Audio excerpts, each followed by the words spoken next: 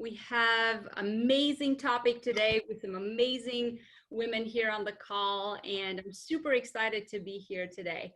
So I'm Eva Ben, and I'm one of the founders of Bulgarian Women in Tech, and this is the organization that is making this event possible. We are an organization that aims to close the technology, the gender gap in the technology industry, and basically we're supporting women that are looking to build and grow careers in the tech industry. And we'll provide a link to a brief video in the chat window where you can reference a little bit more about us. And so today we have Miri Rodriguez here with us, and I'm super excited to introduce her. She's a global head of internships at Microsoft and an award-winning digital marketer and storyteller. And her work has been featured in Forbes, Business Insider, Girl Boss, Brand Strategy, and multiple national podcasts. And so today, Miri is going to help us learn how to design our personal brand story, and most importantly, how to help us help others buy into it. So I hope I gave her justice. I wanted to keep the intro very brief because we had already provided some background in the Eventbrite. So I'll pass it on to Miri. Thank you so much, Eva. In Spanish, there's a saying that goes, Es viernes y el cuerpo lo sabe. That really just means it's Friday and the body knows it. So I know it's Friday for all of us. So I'm hoping that we can enter this space to learn, to be excited, to debrief from the week. I don't know how your week went, but mine was extremely heavy. Multiple things going on, but I'm excited to be here. I think this is probably the highlight of my week. So to be here with you, to share with you some insights and some of my personal stories. I haven't had the privilege to meet you in person, but I know that as we connect through this technology, and we're thankful for technology, we're able to build our own spaces, and I'm so excited for that. So thank you for being here. Thank you for hosting me, Eva. And one of the things that I have learned in my own journey of personal branding, especially as a woman, is that my brand is not who I say I am. It's not what I put on my resume. It's not what I put on my LinkedIn. It really is how I make people feel. And that took me a long time to learn. And it took me a long time to learn because when I went through this journey, nobody taught me. I didn't have mentors. I didn't have someone like me showing the journey. I started about, a few years ago, about 8 years ago. And I learned quickly that there were some elements to the brand. And I was a marketer, but I didn't know how to apply that same logic to my story, to what we call the origin story or your story. And those elements apply exactly the same way. So there's a key thing, there's a key attributes that we have to think about. A brand has to have a mission. It has to have attributes, of course, character. It has to have a story, and it has to have SEO. And when I started the journey, if you would have binged me or Googled me back then, you probably wouldn't find a whole lot about me. I wasn't very intentional. In fact, here's me when I started that journey about 8 years ago. This is my first profile picture. I think it was my badge picture at Microsoft. I was called by Microsoft one day, randomly, my phone rang, and it was Microsoft, and they say, hey, we have a job for you. And I was like, are you kidding me? You have a job for me? So it was really miraculous for me, coming from the slums of Caracas, Venezuela in Latin America. I did not envision myself at a company like this. I certainly didn't see myself belonging there. And I was really excited, as you can see in this photo, to be there. I was just elated that I had joined this company. Only my smile didn't last too long. Soon after I joined, I began to get bullied by 4 women in my extended team, within my team. And I was confused. I was like, okay, what's going on? Is it me? Is that the culture? Like, what's happening? And I was, I was trying to figure out what was going on, why this was happening. And I gave myself some time to navigate through the situation because, again, I didn't know what was happening, why they were treating me this way. And it lasted about a year. I gave myself that long, and I realized, okay, this is not about me. This is definitely something that is happening beyond me. And I remember coming in to the office. We had an open workspace, so all the desks are kind of next to each other. You could see what everybody else is doing. I walked in a certain morning, and they had left something on my desk. Not pleasant. And I saw it coming in. And when I got to my desk, I had it. I was done. I don't know how many of you have had those moments of like, okay, that's it. I'm done. I was done. I was pretty much like, okay. I yelled, I quit. I grabbed my laptop and I started to get out. And a PM that worked next to me, his desk was adjacent to mine. He grabbed me by the arm, pushed me into a conference room, and he said, you're not going anywhere. And I'm like, what do you mean I'm not going anywhere? And he's like, you're not leaving Microsoft. And I said, yes, watch me. I am. I'm absolutely leaving Microsoft. I don't belong here. It is clear to me and to everyone else that I don't belong here. And imposter syndrome is real, right? Especially when somebody is consistently badgering that on you. I didn't go to the best schools. I couldn't afford it. I have an accent. There's just so many things about me that just didn't belong in this team of overperformers and great people that had gone to great schools. And this man said to me, look, why don't you go home, sleep on this decision, don't make it yet, don't quit yet, and just come back tomorrow and we can talk about it. So I said, okay. Went home, and I was, of course, very distraught, very upset. And as I thought about my why, I was like, why would I come back tomorrow? Like, I really don't want to be here tomorrow. Why would I do that if I did, right? If I came back the next day. And at that point, it dawned on me, oh my gosh, in my life, I haven't really thought of my why before. Why am I here? Why do I do what I do? Like up until then, my life was more about just happening, like got married, had a couple of kids, went to school, got a job, but truly there was no intent on my end. And soon I began to realize I had no purpose, right? I had a mix of attributes to my brand, to who I was telling people that I was with my actions and my behaviors, not who I was saying I was. I just didn't know how I showed up to people. And that's branding. How I made them feel, no idea. I had no character definition because of that, right? I was not intentional. When you think about people that have done this well, their brand, they have been extremely intentional down to the way they dress. You recognize those subtleties of how they build themselves to make people feel something when they show up. I certainly had no story.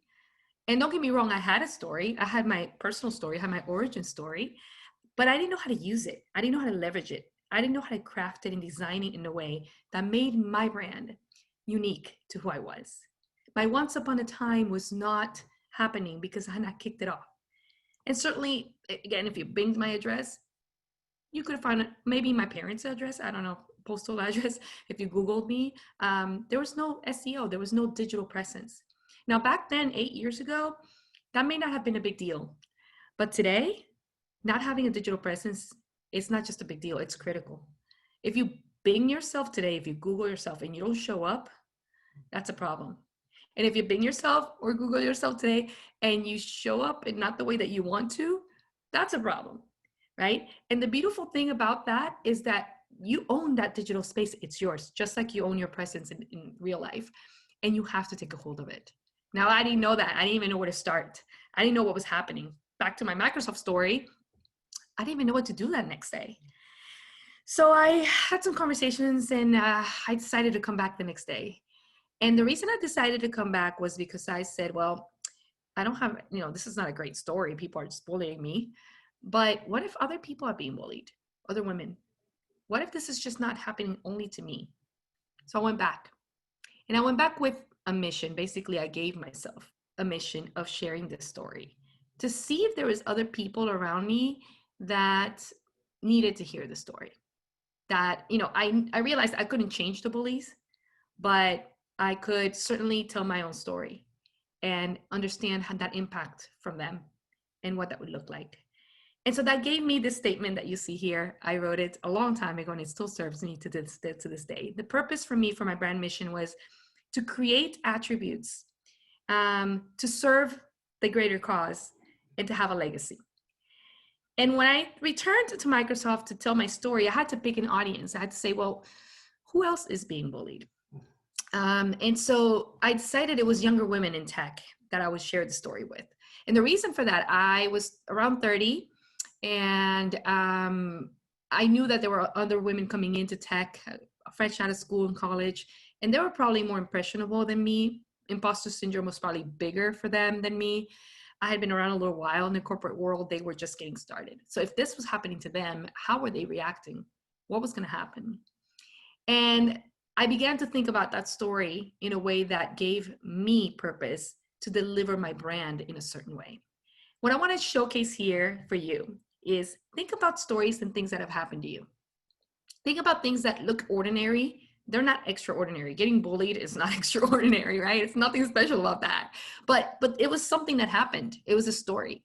And when I leveraged that story, when I leveraged that experience to actually share that with someone else for a reason, for a purpose, it gave me purpose.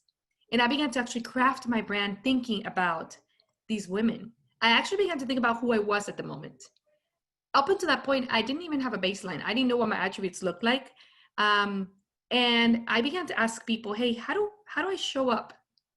Have you done this exercise before with your brand? Have you thought about how you show up in an email, on TikTok, right? On LinkedIn, on Instagram? How do you show up? Sometimes we think we show up a certain way, and a lot of times it doesn't land the way that we think we show up. And so I went into this exercise that I highly recommend, but don't recommend to do it the way that I did. I began to ask people one-on-one, hey, how do I show up? Now, from this exercise that I did back then, 8 years ago, I got a lot of answers. I found a lot of people are very opinionated about me and not necessarily positively. I recommend you do this now with the technologies that we have today. Anonymous surveys, for example, a great tool. But what you want to know here is, where do you go from here? What is your baseline? How do you show up to people? We are telling our story in many different facets. Our audiences who we connect with are weaving that story when they see a picture of us, when they see us walk by, when we enter a room, when we leave the room, when we send an email. All of this is part of your brand.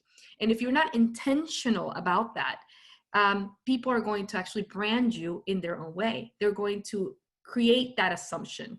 And the beautiful thing about branding, I'll give you this nugget, is when you begin to brand yourself consistently, it takes about 3 months. It's actually a statistic we learned. 3 months for people to begin responding to that brand. If you were to say, for example, I love pink, I love pink, I love pink for 3 months straight, people in your connected network and outside of that, your extended network, will actually associate you with the color pink. Now, I did this test. I did this with heels. I began to talk about how much I love wearing heels, and I began to putting shoe fees online, and I began to talk about, different types of colors that I like my heels and the different shapes of heels that I wear. And soon enough, within less than 3 months, people began to actually send me information about, hey, there's a sale on shoes tomorrow happening. Did you check this out? Hey. And so people begin to associate you with whatever you tell them to associate you with.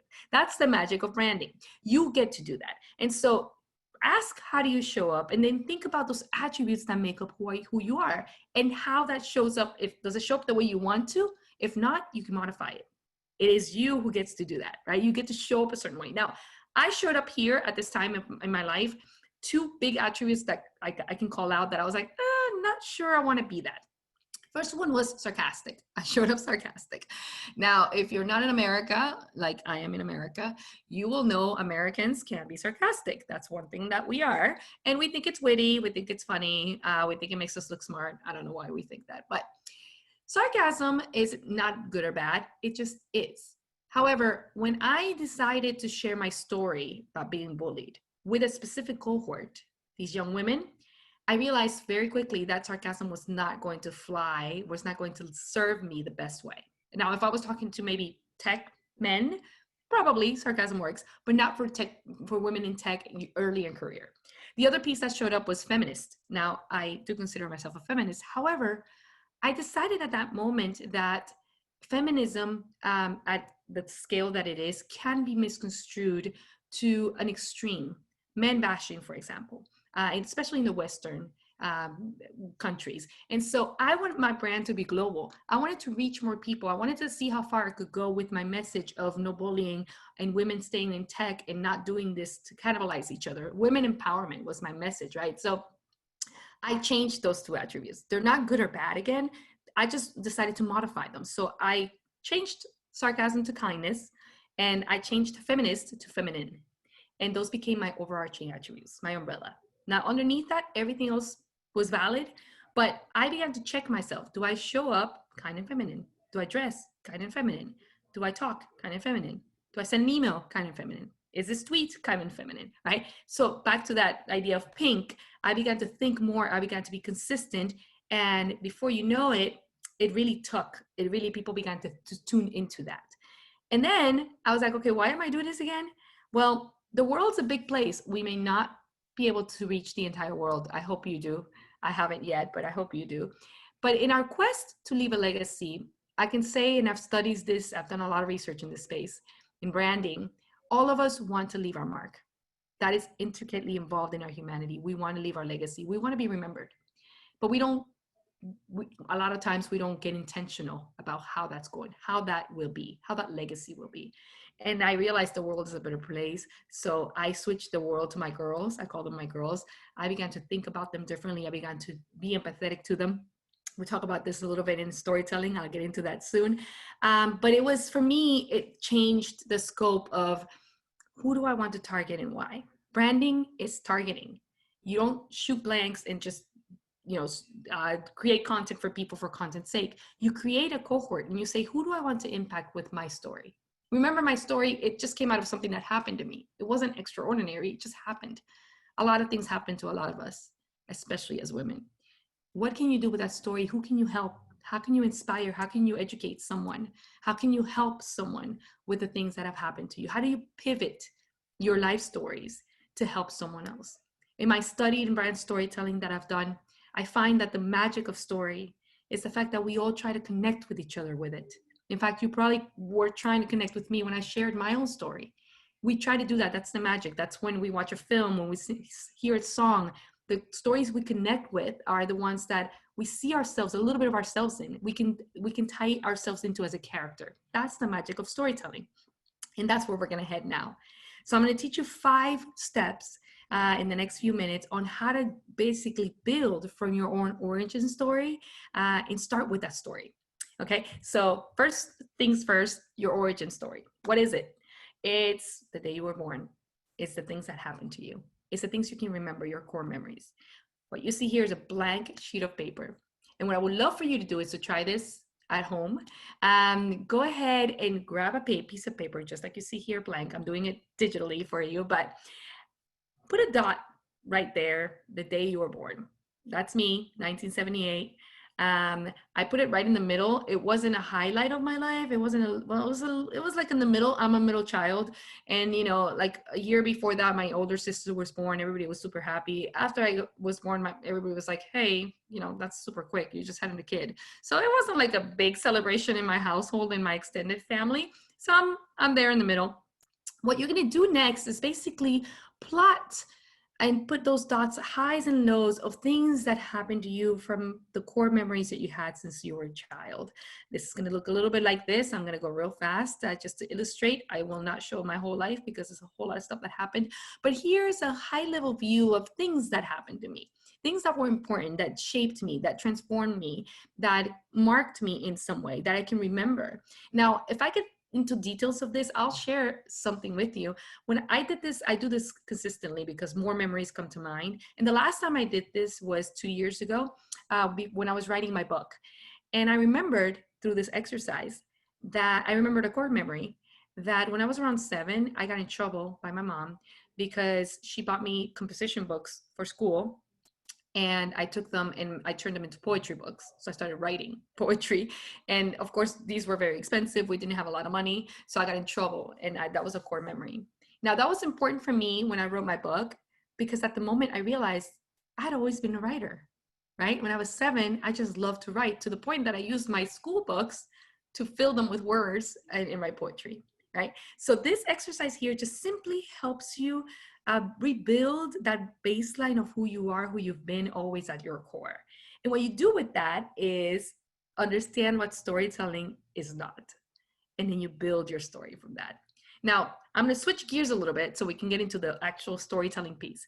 Now that we're learning a little bit more about how to use our stories and how to build our origin story, the key piece here is how to actually design your story. so that you can take it to market, so that you can share it as part of your interviews, so that you can do a quick minute, 5-second pitch, an elevator pitch. You will have all of this from a big story perspective. You can take pieces of it, and it's your own story, right? So not a lot of content you have to build here, more of remembering and putting it together for your brand, for who you are, for the world to see, right? So when I became a storyteller at Microsoft, I was tasked with telling stories for data and AI in our own digital transformation space.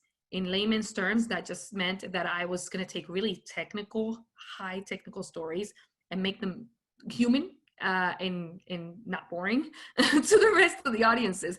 And so it was a daunting task because I came from communications marketing. I'm placed in engineering. I'm talking to engineers, and I'm going to go tell stories to other engineers.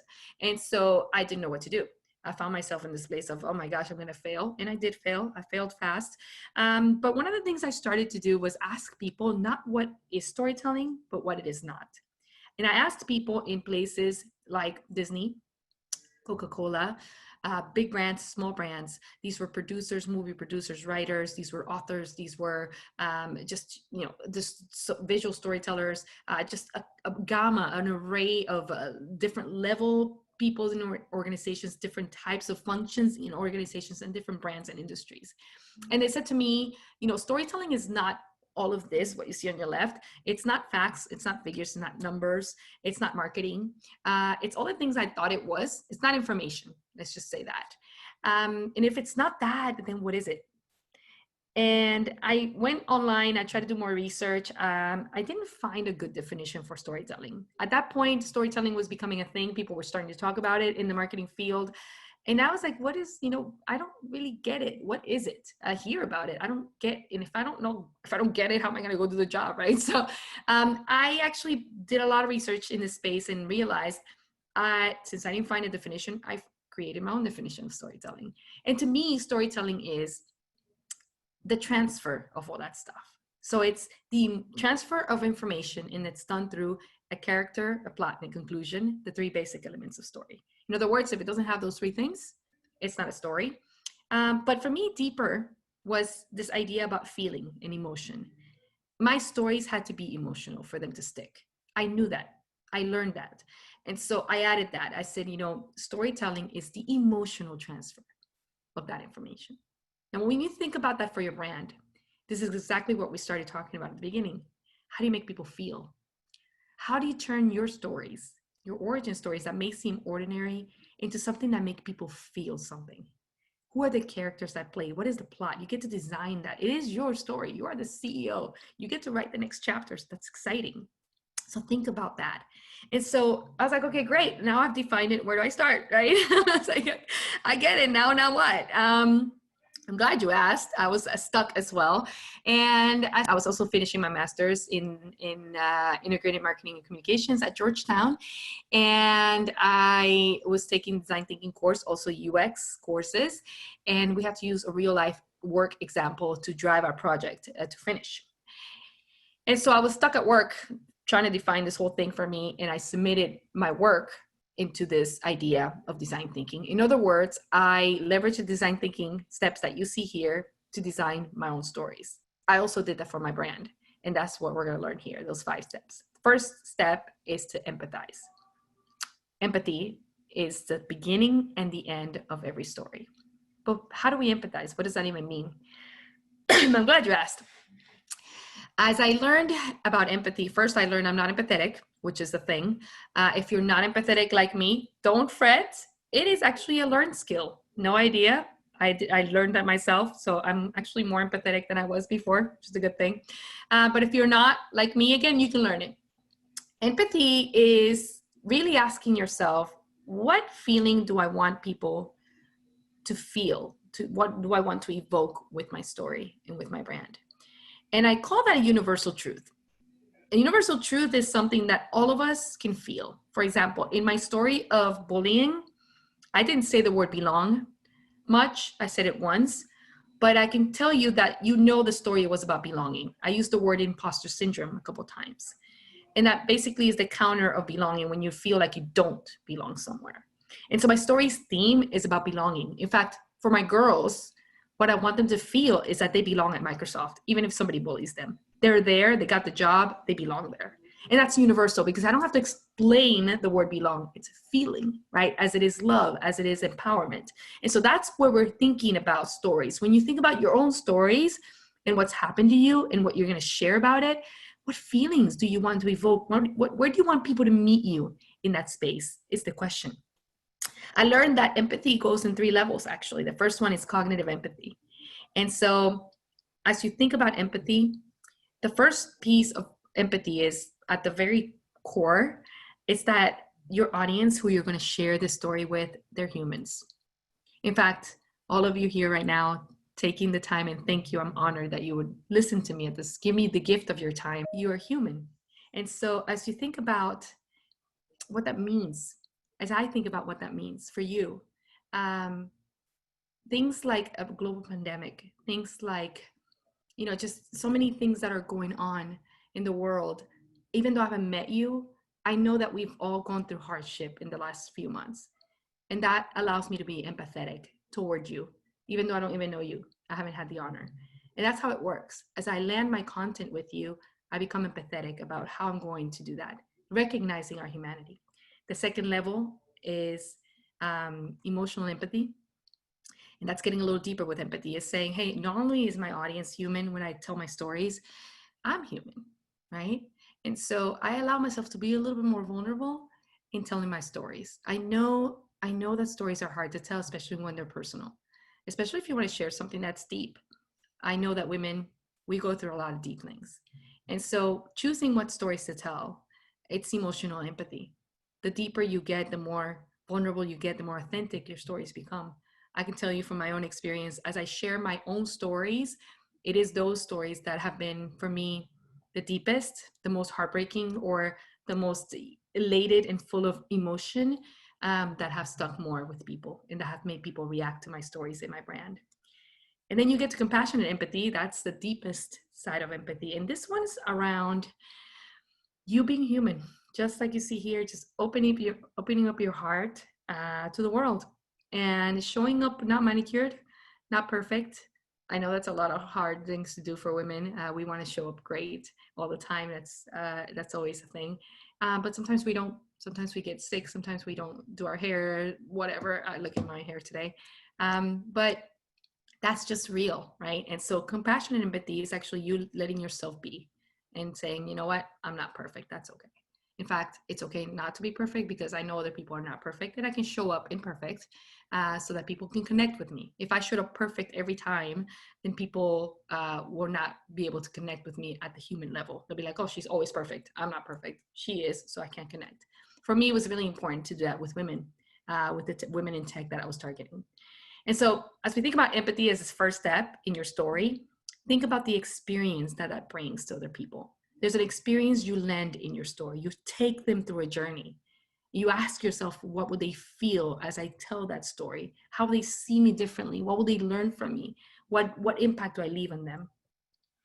And then you get into the fun part. So we're going to go quickly. That was the biggest piece, was empathy. And now we get quickly into the fun part of defining your story. Defining your story is around you thinking very prescriptively about the mission of your story. Who is going to be your audience? Who are the characters in your story, right? In my bullying story, the characters were the bullies, myself, and this program manager, right?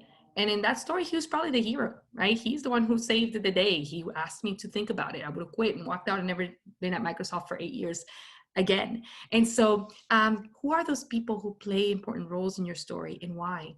And how do you think about this for the plot?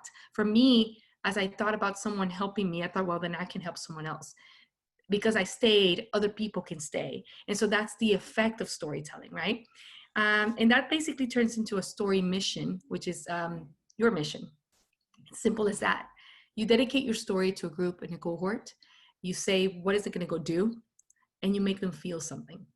That's the beauty of story. If you do this every single time with your brand, if you stick to this, it will be so practical. It'll be so intentional that you'll begin to see how people respond to you, and it'll be super authentic.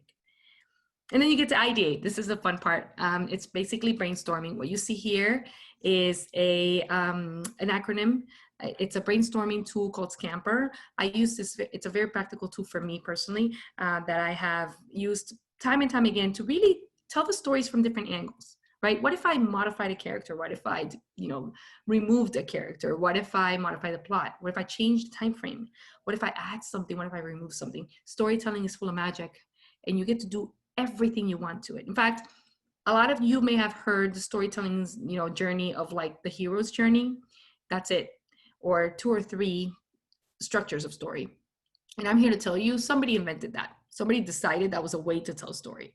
You get to invent your own story as well. You don't have to follow somebody else's idea of storytelling. You get to design your own story, right? So I've done the same. I've done stories where I start with the climax, I start with the conclusion. I added 3 characters, I removed 3 characters. So I play with it and I test it and I test it and I test it and I see what really lands with my audience, which is step 4. It's prototyping. Well, Miri, do I start on Medium? Do I get on LinkedIn? Should I tell stories on LinkedIn that are personal? I don't know. You get to test them. You get to prototype them. You get to build mini stories, what I call story concepts, and start testing them with your audience. Now, I learned this through a lot of time, a lot of trial and error. I went in and I started talking to my audience, my girls. I learned what they liked and didn't like. They love love. They love stories about love. So I tell them stories about love. That's what they love. They love queendom, right? So if you go to my Instagram, it's all about them. My Instagram is dedicated to these girls because they love queens and they love stories and they love love, right? And so that's probably not the same content I'm going to put on LinkedIn or Twitter, but I feed my audience what they want because I want to inspire my audience. I want to leave a mark with my audience. I want to take them through a journey. And lastly, when you think about how to prototype those stories, here's some examples of what I've done. I put my dog on LinkedIn and I said it was his birthday, and a lot of people responded. I've learned, I do this by testing, by the way. And I began to think about this, and I got a lot of different emails, inbox messages by people saying, this is not Facebook. Why are you doing this on LinkedIn? And I realized, I get this a lot, by the way. And I realized, you're right, but I did this on purpose, not for you, for my audience. I target it to my girls. My girls love dogs. They love birthdays, and they love me telling them some information. And I'm using that frame to attract the audience that I wanted to attract with my story. So thank you for stopping by. Block and delete are great buttons that I use a whole lot when it's people that is not my audience. In other words, when you target your audience, you empower yourself to tell the story to the people that you do care to impact, and the rest doesn't matter. I know there's a lot of fear around, I'm going to put my story out there and nobody's going to like it. It's too much. They're going to think it's not appropriate. I want to tell you that's not true. My stories are not wonderful. They're not extraordinary. They just are. I'm just sharing myself. I'm just talking about my life to impact someone, and I do. And I've gotten to do that. And it's wonderful because I gave myself purpose. But it's the specific cohort that I gave, and that grew my audience. In fact, I got on LinkedIn, on Twitter, and I have a different audience there. And of course, my Instagram account is dedicated to my girls, all about queendom and all about girly stuff because it's for them. And look what happened. When I looked my name up, people got curious about me. I got a panel. Somebody created a panel about me. Not because I'm extraordinary at all. I've done nothing new. I got bullied, right? But people began to get curious about who I was. I got intentional about the things that I needed to do. And so it worked, right? People are like, who is this Miri? What is she doing? What is she talking about? Why is she on LinkedIn putting dogs on LinkedIn? Now, I'm not telling you to go put dogs on LinkedIn, but I'm telling you to be authentic about your audience and who you want to target. That's really important. You get to test it. Now, if it doesn't work, it's okay. It's a small story. It's not the big production. It's prototypes, right? So you get to ask yourself, hey, did I evoke that emotion that I wanted from my audience? Back to that mission. Did I do with my brand, with my story, with my origin story, what it was set out to do? Did I dedicate it to a certain cohort? Did they react the way I wanted? Did it provoke that action? When you feel something, you react. That's normal, that's human. And so the beautiful thing about storytelling is that if you're emotional in your story, people will react. So remember, if it doesn't have a character, a plot, and a conclusion, it's not deemed a story. So it has to have all 3 of those elements of basic storytelling. And your stories are not to your audience, they're for them. That means you're going to package them up, you're going to design them, you're going to take them through the steps. You don't have to follow my steps, but design them. It's not just tell the stories, it's design your stories, package them up, and ideate. Have fun in this process of building your brand. And lastly, do it with your heart. Truly, the great stories are the ones that are authentic and empathetic. And now it's your turn. Wow, that was amazing. Definitely very inspiring. Thank you so much, Miri. You have such an inspiring story, and I already feel ready to go out there and start building my brand. Very actionable tips. I want to see, does anybody have any questions for Miri? I guess I could start with one question just to kind of warm up the audience. I was wondering, you talk a lot about the importance of CEO and your online presence. What would you recommend for people that are just starting out and have no to little online presence? How would they approach this? How would they start out of building that? Yeah, I mean, everybody started from zero, right? I did for sure, and I felt I was very late to the game at the time. At the time that I started, I made a lot of mistakes because I didn't have guidance. A lot of mistakes. In fact, I got on Twitter first. I had a LinkedIn account. I did not leverage it at all.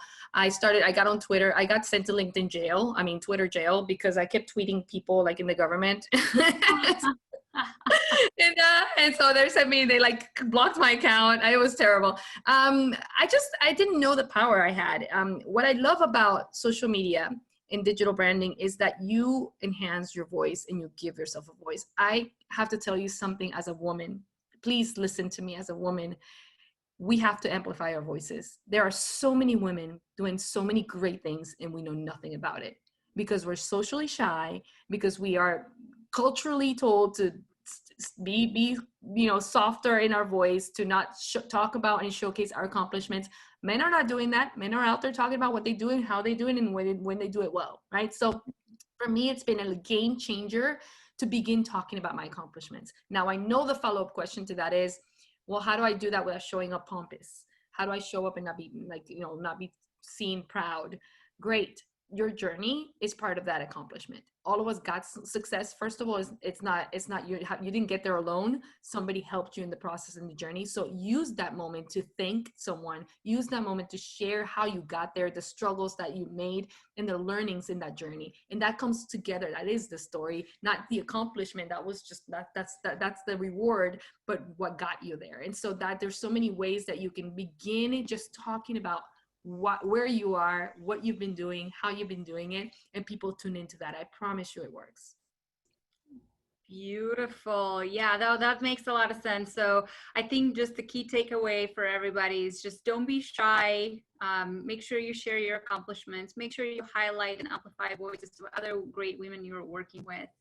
And make sure you continue to have that online presence. I definitely agree with you. As women, we tend to be more modest with our accomplishments. So that's definitely something to work on with myself. Absolutely.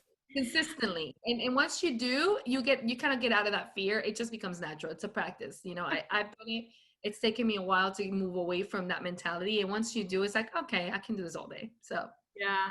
I like it. We did have some feedback from Allie. She thanks you for a wonderful presentation. She loved how actionable it was. Totally agree with that feedback. She's also impressed with the art of the slides. And I have to tell you, these slides are probably the best slides I have seen ever. And I am a slide connoisseur. They were so good. So Allie was wondering if you worked on them or you had somebody else worked on them. Yeah, I actually worked on, I didn't do them myself. I did work with the person, the illustrator, to actually put both them together. So it was a joint effort. I am partnering with an illustration company, and we're actually working on animating the art. So our next step is to actually animate the art as I talk through this. I think that's so important in visual elements for stories. So that's a nice plug-in to say pictures and illustration enhance our storytelling. So the more you showcase yourself, content, for example, when I put a picture on LinkedIn, the engagement is so much higher. So don't be shy. Again, people love faces. Put your face out there. This is you. You're talking, you're sharing. Get into the habit of showcasing who you are consistently. Yeah, and I think that's actually great. That also teaches us one more important lesson, that we need to leverage others to their strengths. It sounds like you work together with an illustrator to make sure that you deliver your message very powerfully, which really was. You landed it so well, and the slides were a big part of it as well. So don't be afraid to reach out to somebody who's good at slides, or somebody who's good at crafting a storyline. You can always kind of leverage others to make sure you get your story out there. Absolutely. And on that, I'll pivot to say, find your tribe that have other great talents out there that you can leverage, and they leverage yours. Build that tribe, be consistent with it, be intentional with it. I have women in my life that do things that I can't do. They're very talented at other things that I'm not. And so we borrow each other's talents. Hey, can you help me with this branding? Hey, can you help me with this? And it truly is, it's a community effort. I really, really hate to see when women actually compete with each other. We're not in competition with each other. Your win is my win. We win together. So that mentality really is detrimental to our cohort as women. Let's empower each other. I think that's very important. Yeah, absolutely. There is room for everybody. And I think that we're paving the way for future generations. So what we're doing is very important as women. Agreed. Great. It looks like we have another question. Thank you so much for taking the time to share with us. How do you work through the imposter syndrome? I'm going to share in the chat, actually, speaking of women who do things well, I call them my sisters. So I have a sister named Donna. She's incredible. And she actually did a TED Talk on the banishing spell for imposter syndrome, because she talks about her own disability. She talks about her own journey as a woman in tech. She's an engineer, and she leads Power Apps at Microsoft. And she's an incredible woman, because she shows up in such an authentic way. And she says, look, we all have it. We all got imposter syndrome. It's not going away. Just tell it to shut up, right? And so I'm gonna actually share with you in the chat the TED Talk, so that you guys can see it in your own time. But I've learned to tell it to shut up. It doesn't go away, I'll tell you that. But the more you tell it to shut up, the better. You really learn that it will shut up after a while. One of the things that you have to do is empower yourself. Imposter syndrome is like, I'm not good enough, I don't belong. One thing I've learned about men actually is that they will apply to jobs where they don't even meet the requirements. And then we women see a job, check every box. If I don't, I'm not going to apply. Well, then you don't apply. Most men apply and they get it because you didn't apply. So move away from that mentality and truly just drive yourself to a place where you empower yourself and say, you know what, I'm here, I belong, I'm enough, and tell yourself that. That's really powerful. That's awesome. We do have one more question. So thanks for another inspiring presentation. And for a beginner, how do you decide which life story to share from your personal brand? That's a great question. Really around which one is the most relevant to you at this moment. I think what shows up authentic is when you don't just tell a story for story's sake. We all have a lot of great stories. We have childhood stories, we have adolescent stories, we have love stories, heartbreak stories. Which one is relevant to you right now that you can share your why, even if it happened 10 years ago? People love to learn. And so my content is typically a threefold formula. It is inspirational, it's educational, and it's personal. And so if your content has this formula of you're sharing insights with people, not just a story for story's sake, what you learned from that, what it taught you, how did you grow, or what was so important, what is so relevant, that will be something that people will tune into. So it doesn't matter how long ago it happened, it's really around your why. I'm actually putting in the chat Donna's vanishing spell for imposter syndrome as well. Thank you. Yeah, I would love to check it out. We actually would love to have Donna come speak in our future events as well. Right, her. She's way better than me 10 times. Well, yeah, I mean, that was amazing. So we can only imagine. The sky's the limit. Yes. Yeah, I mean, I'm so grateful to have you today, and just I feel like we're all so inspired by you. This was beautiful talk, and can't wait to go and start building our brand and leveraging our origin stories.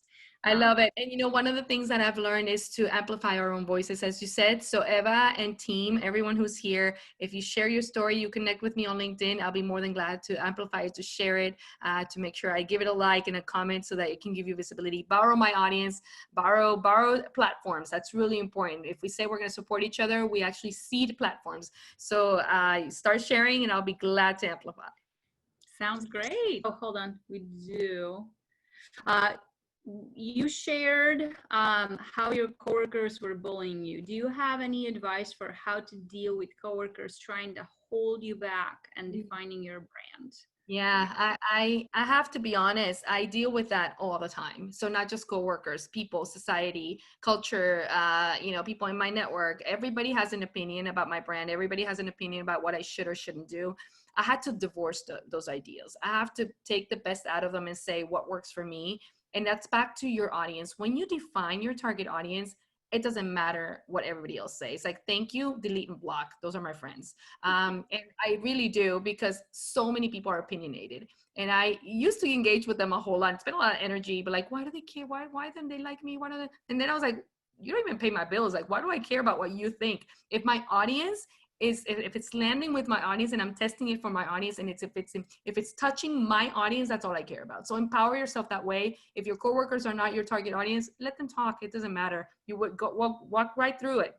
One of my mentors says to me, and I used to hate that saying. He used to say, sit by the river long enough, you'll watch your enemies float by. And I was like, I don't want to sit by the river. I really don't want to sit by the river. But if you do, honestly, that just means just let it pass. Let it pass. And eventually those people will not be relevant. They really aren't anyway. So yeah, that's definitely one thing. One thing that I read recently in a really good article was about, if somebody frustrates you or you get frustrated in a situation, try to envision yourself 25 years from now, and try to look back and see if that would still frustrate you.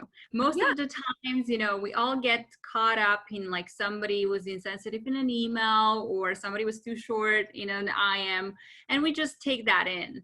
So we should always try to take that perspective from a higher level. I love that, Eva. One of the things that I adopted for myself was, if it doesn't have my name on it, I can assume it's not for me. So I'm not even going to be personal. Like, unless you're really talking to me directly, I'm like, Miri, this message is for you.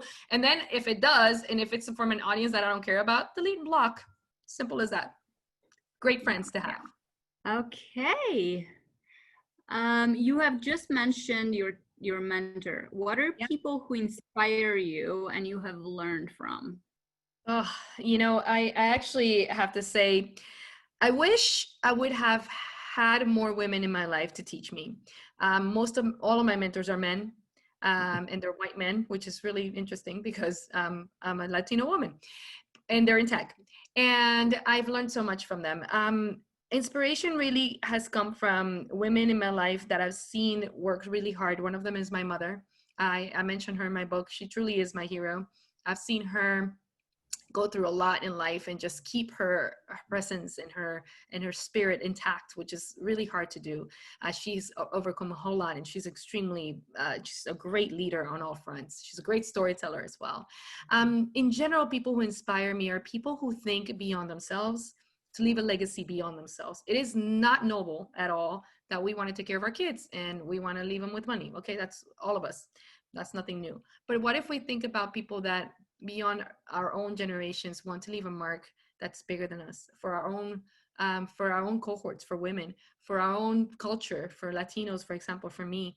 How do I represent my community, and how, when I am not here, how will I be remembered in my own community beyond my family? And so that's people who inspire me, people who do that work. It's not easy, but it's, I believe, very important and very valuable, especially as women. I think women, we are divine creatures. If we unite in our fronts of the gifts that we've been given as a woman, and hone into those skill sets, we change worlds. We can change, socioeconomic ideals are changed, and communities are unified by women. Men, when they do this, it's political. There's a different agenda. As women, we've seen this very much in the history. So we have superpowers to do that. If we were to employ the superpowers beyond ourselves, we can absolutely change the world. Yeah, absolutely. One thing I want to add is don't be afraid to reach out to women that you haven't talked to before. Most of the times, I mean, you may have a cold shoulder here and there, but I think most of the time, women are really personally invested to help other women thrive. Just following up on some of the stuff that Miri was talking about. So don't be afraid to reach out, introduce yourself. That's where you can leverage that unique brand story that makes you uniquely you, that can engage that woman that you want to look up to, and you maybe want to be like her when you grow up. So definitely don't be afraid to be bold. Don't be afraid. And you'll find more people wanting to help than not. You'll get more yeses than no. And now today I have a tribe. I built that tribe, and it's people that I trust. It's people that I can, be myself with, rant with, and they won't judge me, right?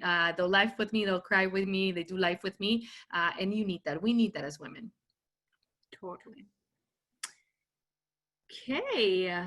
Any other questions, ladies and gentlemen? I know we have some gentlemen in the crowd as well. Hello. Thanks for joining. All right. I think that's a wrap. Thank you Okay. so much for taking the time out of your busy week. Thanks again. Thank you. Be well.